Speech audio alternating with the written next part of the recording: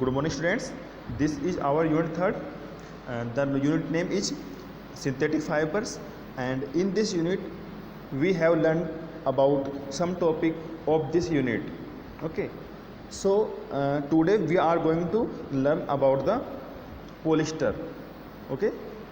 So what's the polyester? As you know, polyesters are the long chain polymer of the small units, generally termed as esters. ठीक है, जो polymer है ये एक long chain होती है किसकी? ईस्टर्स की.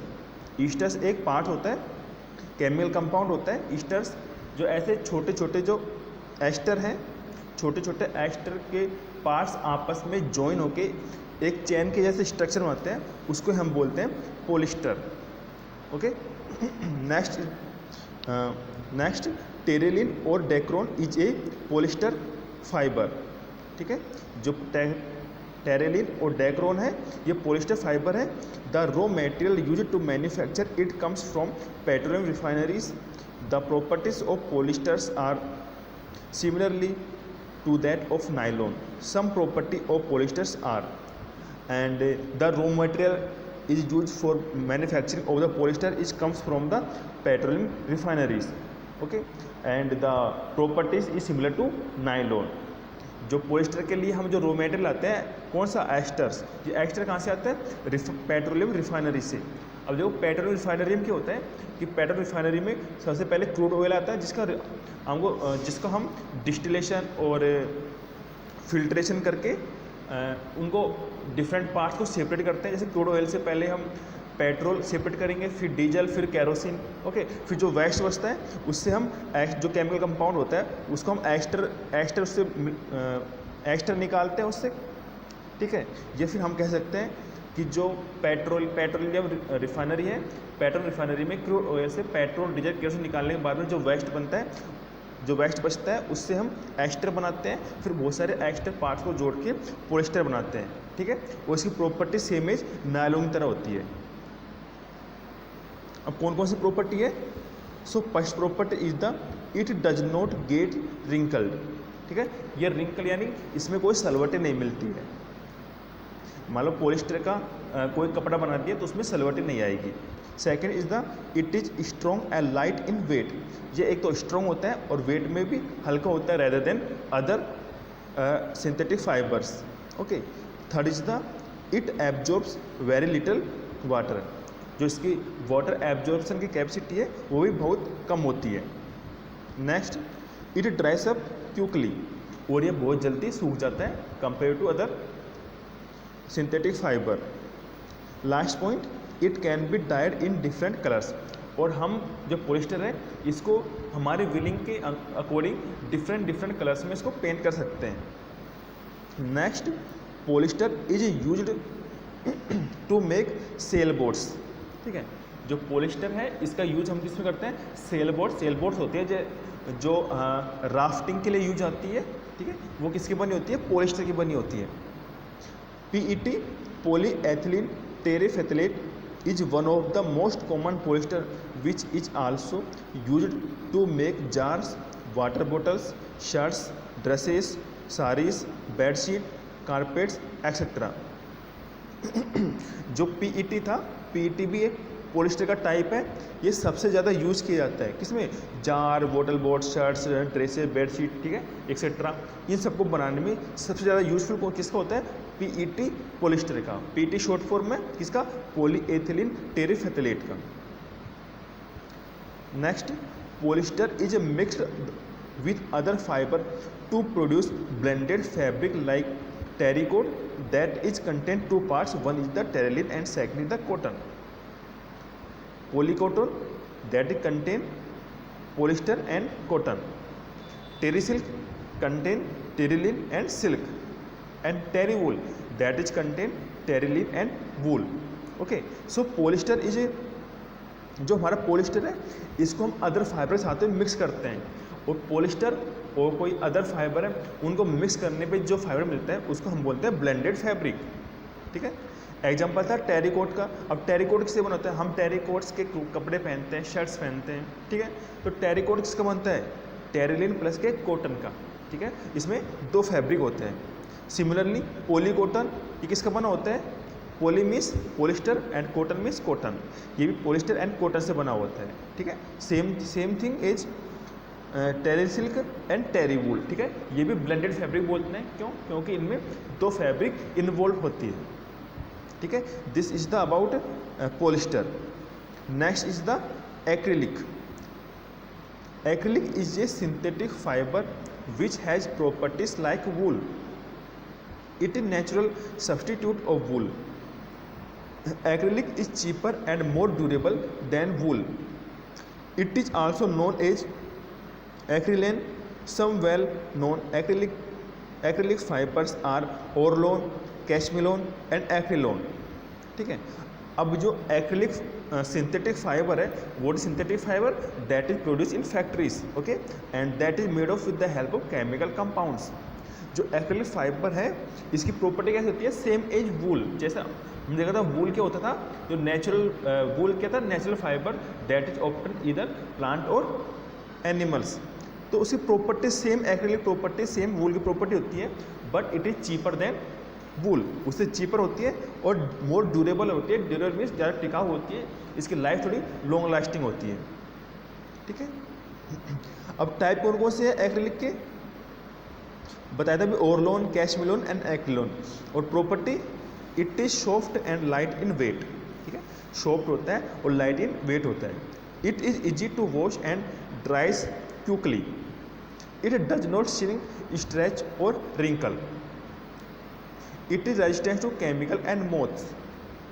Acrylic is used to make socks, sweaters, shawls, etc. And also for making blankets and rugs. जो बताया था अभी एक्रिलिक था, ये ऊन के समान होता है और मोस्टली ये यूज़ किया जाता है विंटर क्लॉथ्स के लिए। ठीक है, जो विंटर क्लॉथ्स होते हैं उनमें यूज किया जाता है। और कैसे होता है, सॉफ्ट होता है और इसका वेट भी लाइट होता है। ठीक है, इसको हम इजीली धो सकते हैं और इजीली जल्दी से सूख जाता है और इसमें भी कोई भी सलवट नहीं पड़ती। That mean no wrinkle in the acrylic. ठीक है, और इसमें भी ये इसका केमिकल इम्पैक्ट बहुत ही लेस होता है इस पर। और दूसरा it resistance to attack of fungus and bacteria. ठीक है, जो मोथ होते हैं कीड़े मकोड़े, उनके अटैक से भी रेजिस्टेंट करता है ये। ठीक है, so acrylic is better than the wool. Next Lycra. Lycra is synthetic polymeric fibre also known as spandex. जो लिक्रा था ये भी सिंथेटिक फाइबर है, that mean it is also produce in factories with the help of chemical compounds. और Lycra को हम spandex में बोलते हैं।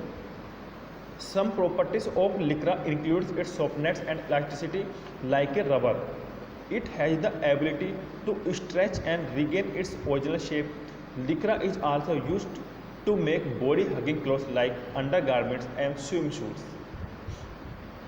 अब देखो जो लिक्रा है, लिक्रा की प्रॉपर्टी कैसी होती है, एक तो बहुत ही सॉफ्ट होता है। ठीक है, टच करेंगे इसको हमको सॉफ्टनेस फील होगी।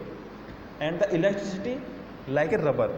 अब जो रबर की इलास्टिसिटी कैसे होती है, जैसे हम इसको खींचेंगे तो इसकी लेंथ इंक्रीज हो जाएगी। ठीक है, फिर जैसे हम इस पर जो हमने टेंशन फोर्स अप्लाई किया था या फिर पुल अप्लाई किया था इसको खींचने के लिए, जो पुल हम रिलीज करेंगे तो वापस ये ओरिजिनल शेप इसके गेन कर लेगा। ठीक है, तो इसकी प्रॉपर्टी है। और लिक्रा को कहाँ यूज किया जाता है, बॉडी हगिंग क्लॉथ्स के।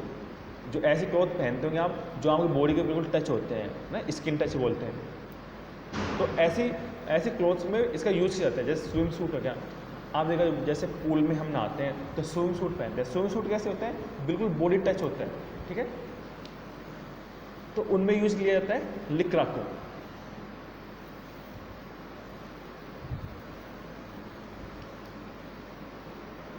Next advantages of synthetic fibres. अब जो सिंथेटिक फाइबर्स थे हमने पढ़ा था, रेयोन, नायलॉन, पॉलिस्टर, लिक्रा। ठीक है, तो ये सब सिंथेटिक फाइबर्स थे, that is made up in factories और laboratories with the help of chemical compound. अब इनके कौन कौन से एडवांटेजेस हैं rather compare to natural fibres. ठीक है, तो अब इनको इनके एडवांटेज के पढ़ेंगे one by one. So first advantage is the they have a high tensile strength and can thus withstand heavy loads. जो इनकी टेंसाइल स्ट्रेंथ होते हैं, टेंसाइल स्ट्रेंथ इसकी बहुत ज़्यादा होती है. टेंसाइल स्ट्रेंथ कैसे, हम जो खींचेंगे इसको तो खींचने पे बहुत ज़्यादा पुल फोर्स को ये एब्जॉर्ब कर पाएगा, इजीली ये ब्रेक डाउन नहीं होगा खींचने पे, उसको बोलते हैं टेंसाइल स्ट्रेंथ. इसलिए ये हैवी लोड को भी बियर कर सकता है. जैसे मान लो सिंथेटिक फाइबर की कोई रोप बनी हुई है, रोप, तो वो ये उस रोप बनी हुई है, तो वो रोप है उस पर हम हैवी लोड अप्लाई कर देंगे, ठीक है, तो हैवी लोड को बियर कर सकता है easily compare to the rope made of with the help of natural fibre. Next, they regain their original shape after stretching और कंप्रेसिंग.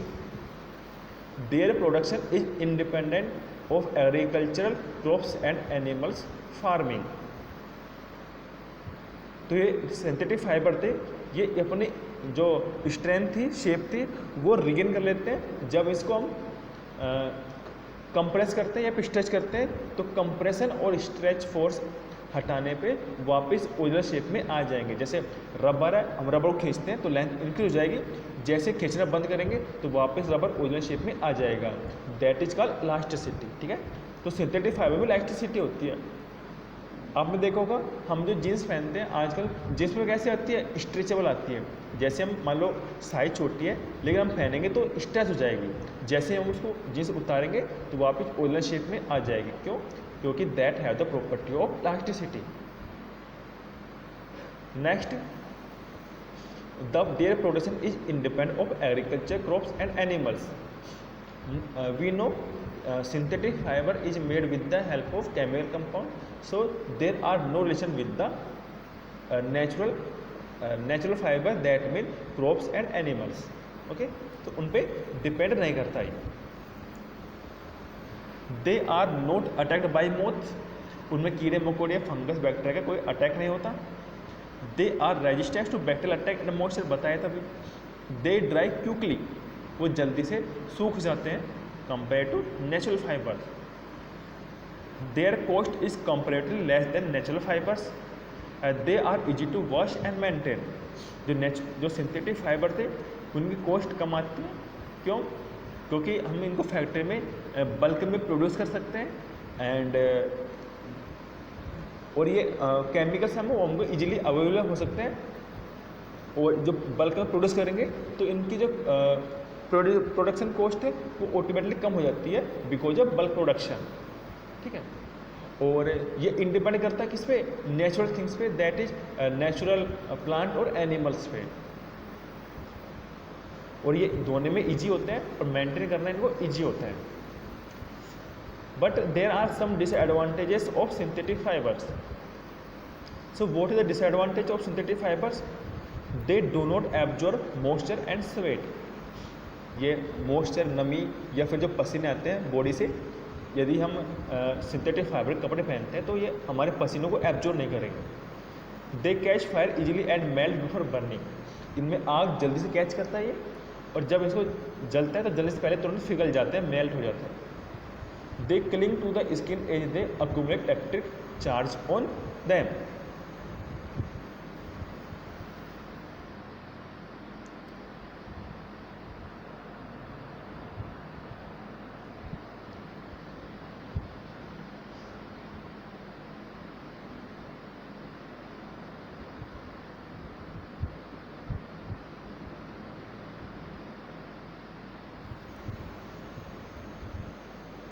और जब हम सिंथेटिक फाइबर के क्लोथ्स पहनते हैं तो जब उनमें कोई भी इलेक्ट्रिक चार्ज अक्यूमुलेट होएगा, इलेक्ट्रिक चार्ज इकट्ठा होएगा तो हमारे बॉडी के वो चिपक जाएगा वो. Okay, cling to the skin.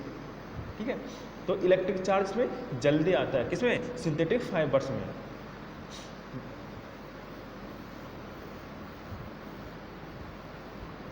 And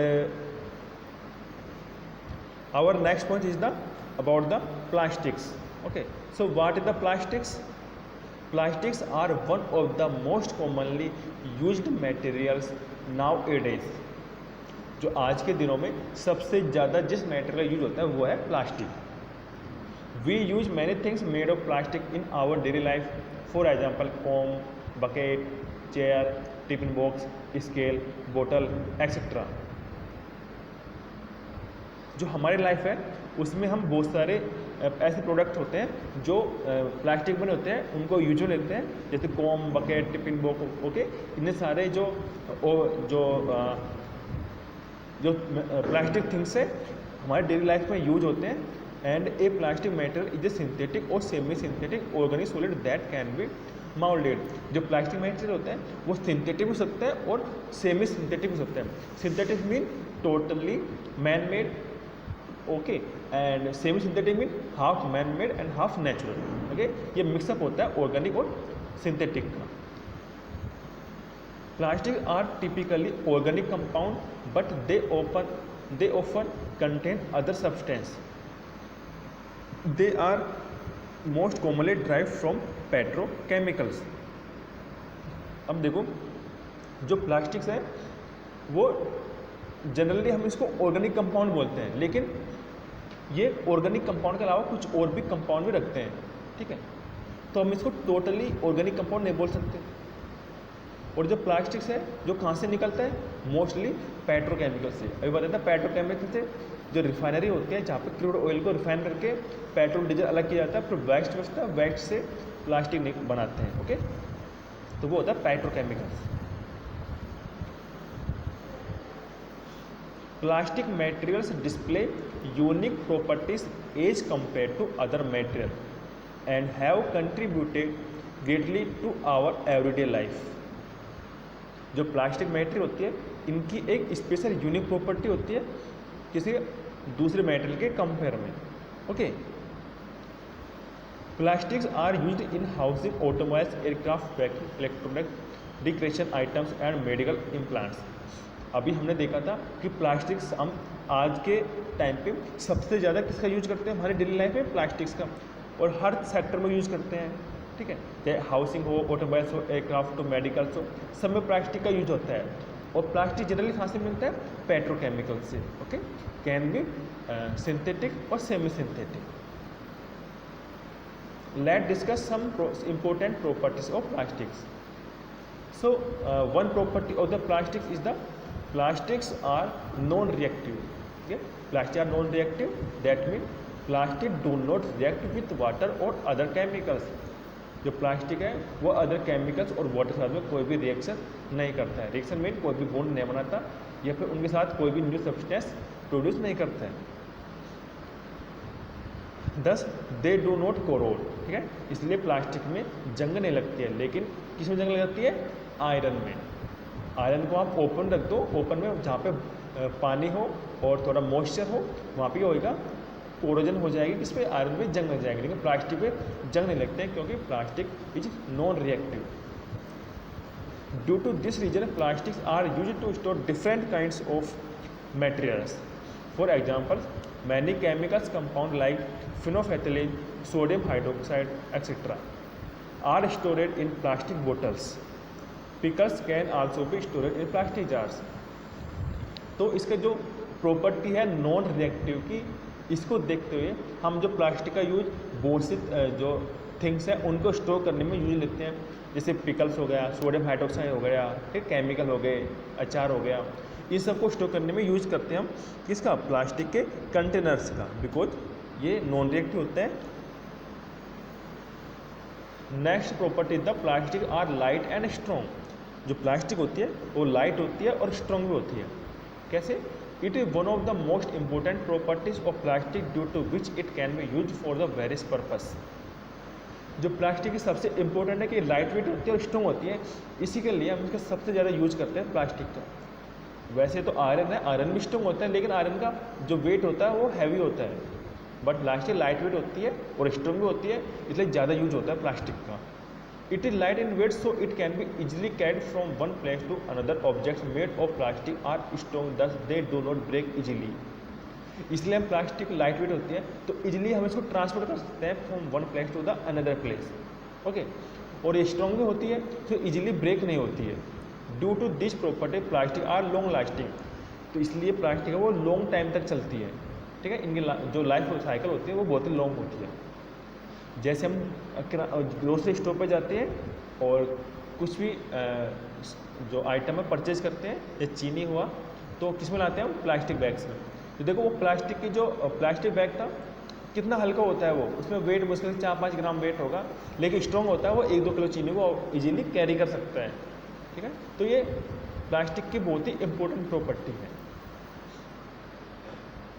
plastics can be easily moulded into different shapes, और प्लास्टिक को हम इजीली डिफरेंट शेप में माउल्ड कर सकते हैं। Plastic are cheaper than the other material used for the same purpose due to which it become the first choice of the most of the people. और ये plastic है, इसकी property strong है, cheap strong है, light weight है, और साथ में चीप भी है, सस्ती भी है, इसलिए सबसे ज़्यादा इसको प्रीफरेंस देते हैं हम प्लास्टिक्स को। Plastics are bad conductors of heat. That means it does not allow to transfer of heat from one end to the another end or one place to the another place in plastic region. और ये plastic things, ठीक है। मान लो कोई plastic की चीज़ है, वो heat को ट्रांसफ़र नहीं करती है, ठीक है, एक एंड से दूसरे एंड। तो इसलिए हम जो आयरन हुआ हमारा, ठीक है, हीटिंग पैन हुआ, उनके हैंडल किसके बनाते हैं? प्लास्टिक के बनाते हैं, ठीक है। जैसे हमारे पास कुकर होता है, उसका भी हैंडल किसका बना होता है? प्लास्टिक का। क्यों? क्योंकि कुकर गर्म हो जाएगा तो हैंडल क्या होता है? प्लास्टिक का होता है, तो हीट ट्रांसफर नहीं करता, वो गर्म नहीं होगा और हम इजीली उसको पकड़ सकते हैं। Plastics are poor conductors of electricity. Plastic do not allow electric current to pass through it. It is for reason that electric wire are covered with plastics. और जो प्लास्टिक्स है, जो कि जो इलेक्ट्रिक करंट है हमारा, इलेक्ट्रिक करंट को transfer नहीं करते किस में होके? खुद में होके। इसलिए जो इलेक्ट्रिक वायर होते हैं उसके चारों तरफ हम क्या लपेटते हैं? प्लास्टिक लपेटते हैं, ठीक है, क्योंकि ये करंट ट्रांसफ़र नहीं करते हैं। Next is the types of plastics. Plastic के कौन कौन से टाइप्स हैं? तो plastic can be broadly classified into 2 types. One is the thermoplastics and the thermosetting plastics. These are 2 types, तो we will read one by one. First is the thermoplastic. तो about the thermoplastics, the plastic which get soften and deform when heated are called thermoplastics. They can be removed as many times as required. Polyethylene, polystyrene and PVC full form is polyvinyl chloride are some example of the thermoplastic। अब देखो thermoplastic क्या होता है?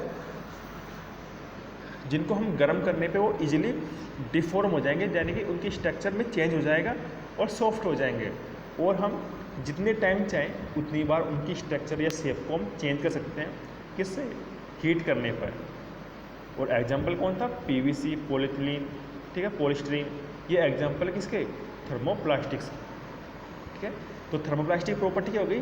Heat करने पे हम उसकी shape को चेंज कर सकते हैं। क्यों? हीट करने पे वो मोल्ड हो जाता है और सॉफ्ट हो जाता है। Some uses of thermoplastics are as follows. अभी कौन कौन से यूजेस हैं? First, polyethylene is used for making plastic bags, containers for storing water and oil pipe for transporting water.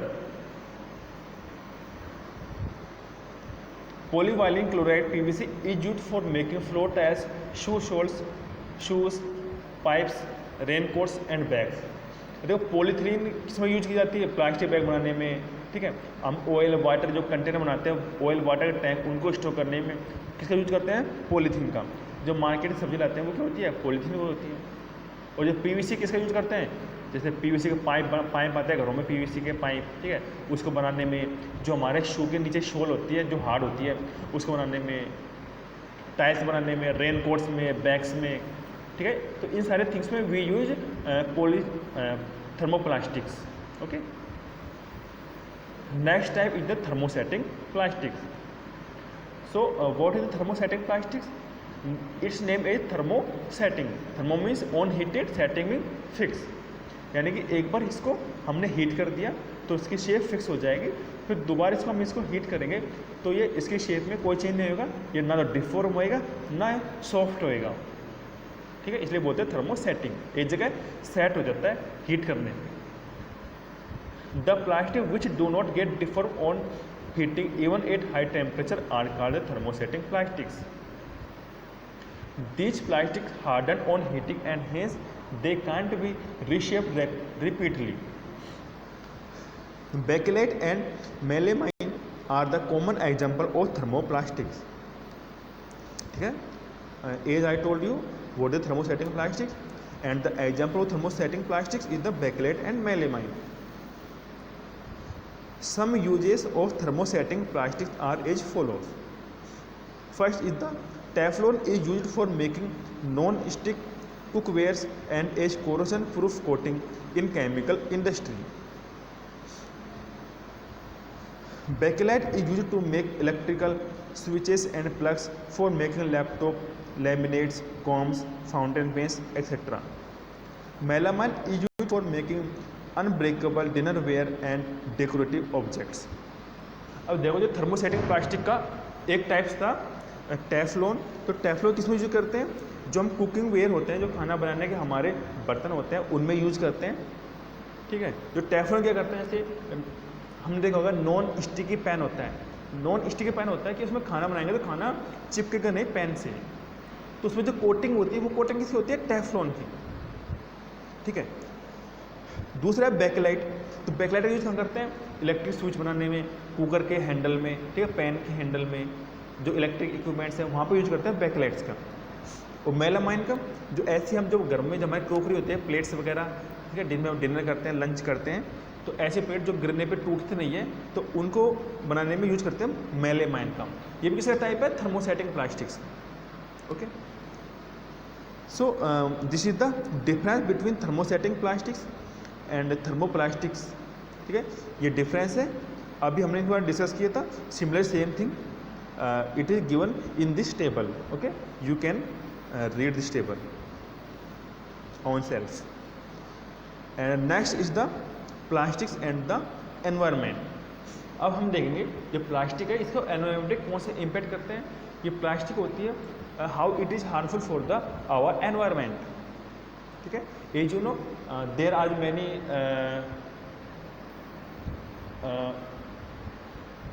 there are many operations are running to eliminate the plastic in our daily life because it is very harmful for the our environment, for the aquatic life and for aquatic water bodies, for the soil because it decrease the soil fertilities and the if any animals eat it then it cause death for that animals, ठीक है। तो बहुत सारे इसके disadvantage हैं plastics के।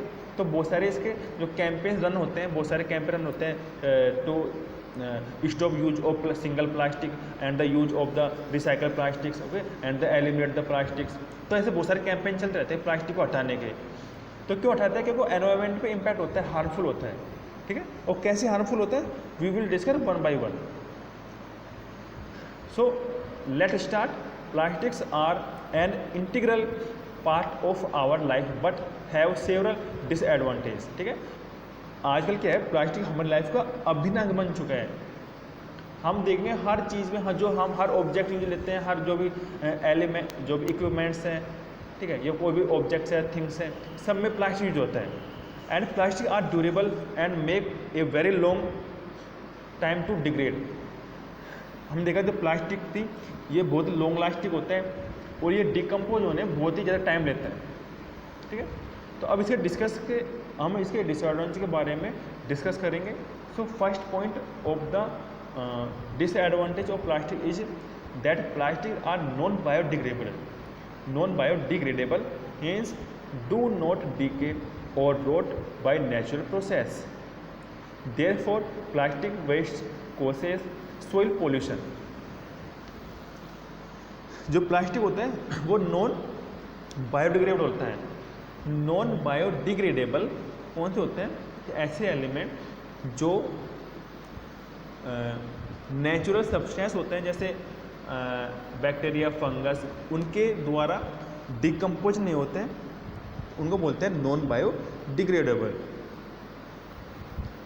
तो plastic होता है नॉन बायोडिग्रेडेबल, और नॉन बायोडिग्रेडेबल होने के कारण जो प्लास्टिक है ये काफ़ी समय तक हमारी सोइल में पड़ा रहेगा और सोइल को पोल्यूट करेगा, क्योंकि उसकी फर्टिलिटी को डिक्रीज कर देगा। और सोइल जो प्लास्टिक होता है वो क्या होता है, केमिकल कंपाउंड होता है, और केमिकल इज हार्मफुल।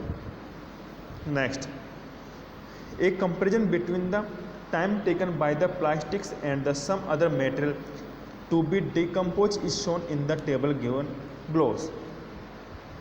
नीचे टेबल दे रखा है, यहाँ पे शो कर रहा है कि कौन सा मटेरियल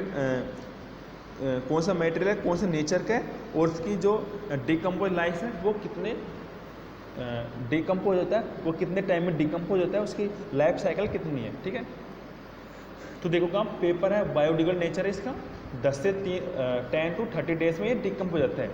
सेम कॉटन, ये भी बायोडिग्रेडेबल है और 2 to 6 मंथ में डिकम्पोज होता है।